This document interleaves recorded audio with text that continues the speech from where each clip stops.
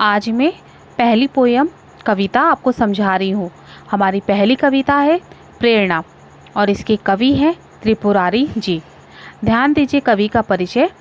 त्रिपुरारी जी का जन्म 5 दिसंबर को समस्तीपुर में हुआ।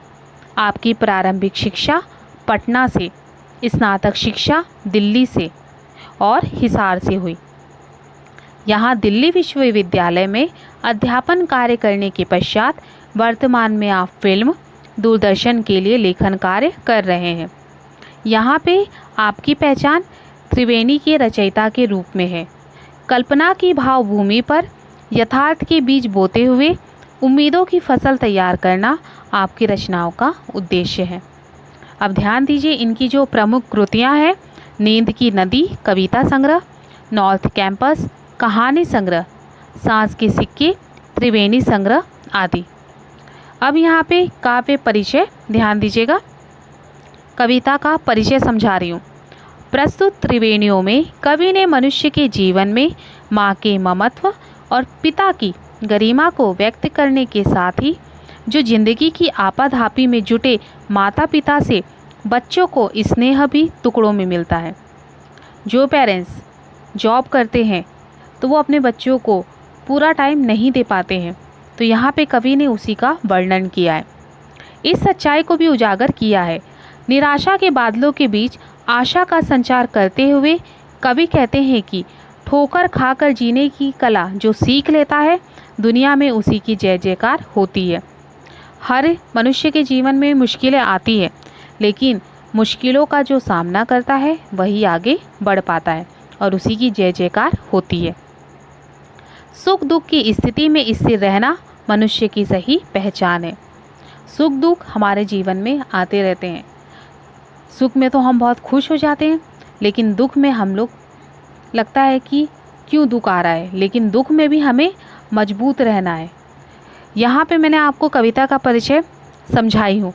अब ध्यान दीजिएगा, मैं आपको कविता की 3-3 पंक्तियों का सरल अर्थ समझा के दे रही हूँ।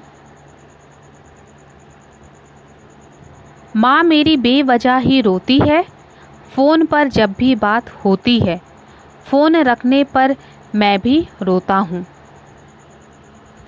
यहाँ कवि अपनी माँ और खुद के मन के भावों की चर्चा करते हुए कहते हैं कि उनकी अपनी माँ से फ़ोन पर जब भी बात होती है तो उनकी माँ बिना रोए नहीं रहती। कवि कहते हैं उनकी माँ बिना किसी कारण के रोती है। उनको कवि की याद आ जाती है तो फ़ोन पर ही उनकी माँ रोने लगती है। यहाँ पे कवि कहते हैं माँ से बात करने के बाद जब वे फ़ोन रख देते हैं तो उनके मन में भी वो भाव उमड़ आ जाते हैं और वे भी रोने लगते हैं।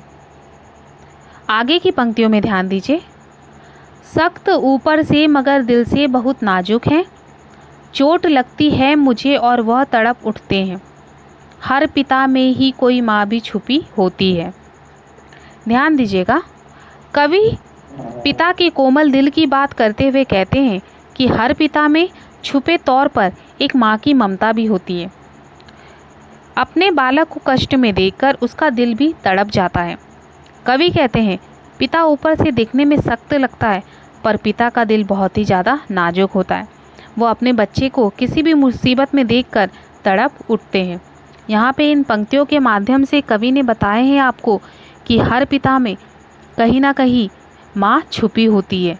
जिस तरीके से माँ मतलब जैसे माँ की ममता कैसे रहती है, अगर हमें चोट लगती है तो माँ घबरा जाती है, लेकिन पिता उस समय मजबूत रहते हैं। वो बोलते हैं कोई बात नहीं, बी स्ट्रॉन्ग। ओके, तो यहाँ पे कवि कहते हैं कि पिता बताते नहीं हैं, लेकिन जब वो हमें मुश्किल में देखते हैं तो वो तड़प उठते हैं। तो इन पंक्तियों में कवि ने यही बताया है कि हमारे पिता का दिल भी बहुत ही ज़्यादा नाजुक होता है।